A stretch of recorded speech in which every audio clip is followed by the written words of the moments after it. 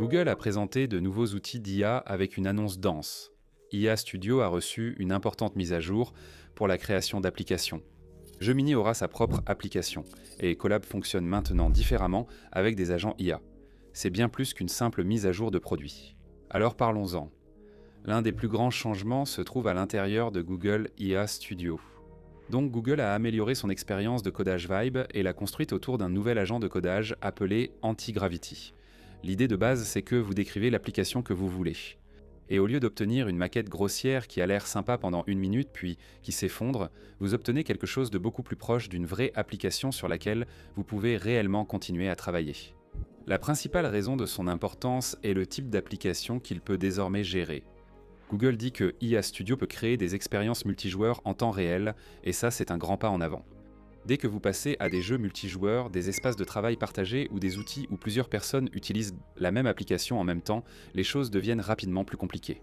Vous avez besoin d'une synchronisation en temps réel, de données partagées et d'un back-end capable de tout faire fonctionner correctement, et c'est généralement là que les créateurs d'applications IA commencent à rencontrer des difficultés. Google essaie de résoudre ce problème. Grâce à l'intégration de Firebase, l'agent sait quand votre application a besoin d'une base de données ou d'un système de connexion. Une fois approuvé, il configure Cloud Firestore pour le stockage et l'authentification Firebase via Google et fonctionne mieux avec les outils web modernes. Si l'application requiert de meilleures animations ou une interface plus épurée, l'agent peut intégrer des outils comme Framer, Motion ou ShadCN de lui-même. Cela peut paraître anodin, mais c'est crucial car de nombreuses applications IA fonctionnent techniquement. Même si elles semblent encore brutes et inachevées, Google veut clairement que le résultat paraisse plus soigné. Une autre amélioration utile est la prise en charge de services externes, en utilisant vos propres clés API. Si l'application se connecte à des paiements, bases de données ou Google Maps, l'agent peut détecter cela et stocker la clé dans un gestionnaire de secrets intégré. C'est important parce qu'une fois que l'IA commence à créer des applications qui communiquent avec des services réels, la sécurité devient rapidement un véritable problème. Google a également amélioré le flux de travail global. Votre progression est maintenant sauvegardée entre sessions et appareils, donc si vous fermez le navigateur et revenez, votre application restera accessible. L'agent garde également une meilleure compréhension de l'ensemble du projet et de tout l'historique de discussion, ce qui devrait rendre les modifications plus précises, et l'empêcher de perdre le fil aussi facilement. La prise en charge des frameworks s'est également élargie. En plus de React et Angular, Google IA Studio prend désormais en charge Next.js nativement. C'est important car Next.js est l'un des plus grands frameworks pour les applications web modernes, surtout lorsque les gens veulent une structure plus proche de la production. Google présente aussi des exemples de ce que cela permet de créer. L'un d'eux est un jeu rétro de laser tag à la première personne, massivement multijoueur, créé à partir d'une simple consigne, où les joueurs marquent des adversaires réels ou affrontent des bots IA. C'est une démonstration tape à l'œil, mais cela illustre ce que Google recherche. IA Studio doit devenir un outil pour créer des applications avec interaction en temps réel, support back-end et plus de profondeur qu'un simple prototype. La société affirme que ce système amélioré a déjà été utilisé en interne pour créer des centaines de milliers d'applications au cours des derniers mois. Google indique également que d'autres intégrations arrivent, notamment la prise en charge de Workspace pour Drive et Sheets, ainsi qu'un moyen en un clic de transférer des projets depuis IA Studio vers Google Anti-Gravity. Maintenant, presque au même moment, Google semble s'aventurer dans une autre partie de la pile qui compte beaucoup plus stratégiquement, la présence sur le bureau des appareils Apple. Des rapports signalent que Google prépare une application Gemini pour macOS. Et si ce lancement se déroule comme les gens s'y attendent, ce serait l'un des signes les plus clairs à ce jour que le partenariat en intelligence artificielle entre Apple et Google est passé du stade de l'annonce à celui du produit réel. Jusqu'à présent, utiliser Gemini sur Mac signifiait essentiellement ouvrir un onglet de navigateur qui fonctionne, même si cela maintient aussi le produit en position inférieure face aux outils natifs du système. Une application macOS native change tout. Avec un assistant IA intégré au système, les utilisateurs attendent un accès plus rapide, de meilleures performances et une intégration renforcée à leurs tâches quotidiennes. Cela place Gemini dans une catégorie très différente. Au lieu d'être un site que vous visitez, cela devient quelque chose qui se place aux côtés de ChatGPT ou Claude, comme un outil de bureau. Vous pouvez en fait le garder ouvert toute la journée. Et la raison pour laquelle cela compte n'est pas seulement la commodité. Une application Mac native pourrait permettre à Gemini, si Google le souhaite, d'accéder plus profondément au système, comme aux fichiers ou à certaines fonctions système. Ce n'est plus juste une fenêtre de chatbot, mais un vrai assistant de productivité. Cela pourrait signifier gérer des documents, rechercher des fichiers plus naturellement, faciliter la gestion des tâches entre applications ou automatiser de petites actions répétitives faites actuellement à la main.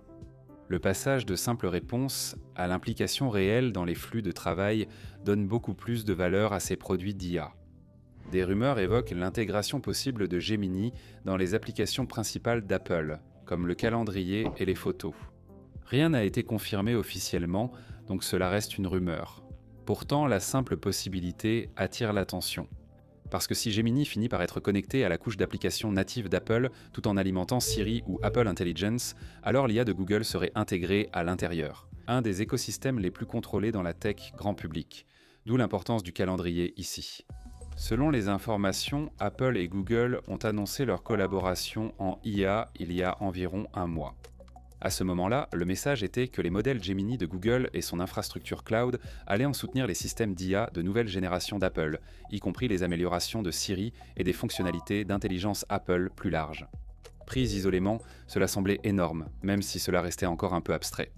Désormais, avec une application Gemini native pour Mac apparemment en phase de test interne, le partenariat commence à paraître plus concret.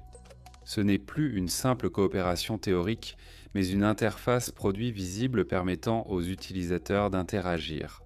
Certains rapports indiquent aussi qu'Apple pourrait utiliser davantage l'infrastructure Google pour ses prochains services d'IA. Si cela s'avère vrai, la collaboration pourrait aller bien au-delà de la simple licence de modèle et concerner l'infrastructure même de certaines parties de l'écosystème IA d'Apple. Ce serait un changement stratégique majeur, car cela signifierait Apple, connu pour contrôler sa chaîne, envisagerait de s'appuyer fortement sur Google pour accélérer sa feuille de route en IA. La grande question maintenant, c'est jusqu'où cela ira. Une application Gemini autonome sur macOS, c'est une chose. Gemini fonctionnant comme une couche plus intégrée à travers Siri, Apple Intelligence et les propres applications d'Apple représente quelque chose de bien plus important. Si Google obtient cet accès, Gemini ne sera plus un simple assistant concurrent sur les appareils Apple, mais deviendra essentiel à l'expérience utilisateur. Si l'intégration reste limitée, alors l'impact pourrait finalement être bien moindre que ce que suggèrent les gros titres. Aucune date de sortie officielle n'a été annoncée pour l'instant, et la portée de l'application Mac ainsi que l'intégration avec Apple ne sont pas encore finalisées publiquement. Donc une grande partie de cette histoire concerne la direction que semblent prendre les choses, plutôt qu'un produit fini déjà disponible sur le marché.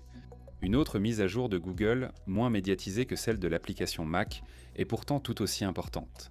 Google vient de lancer quelque chose appelé le serveur Colab MCP, et ce que cela fait vraiment, c'est permettre aux agents d'IA d'utiliser Google Colab de manière plus directe. Avant cela, le processus était beaucoup plus manuel. Vous demandiez à une IA d'écrire du code, puis vous copiez ce code dans Colab. Vous l'exécutiez vous-même, rencontriez une erreur, reveniez en arrière, corrigiez le problème et répétiez ce processus encore et encore. Maintenant, Google permet aux agents IA de travailler avec Colab comme avec un véritable outil qu'ils peuvent contrôler eux-mêmes. Donc au lieu de simplement suggérer du code, l'IA peut réellement créer, modifier et exécuter du code Python dans un notebook Colab. C'est le grand changement maintenant. MCP, qui signifie protocole de contexte de modèle, est essentiellement une norme qui aide l'IA à se connecter à des outils externes de manière plus propre.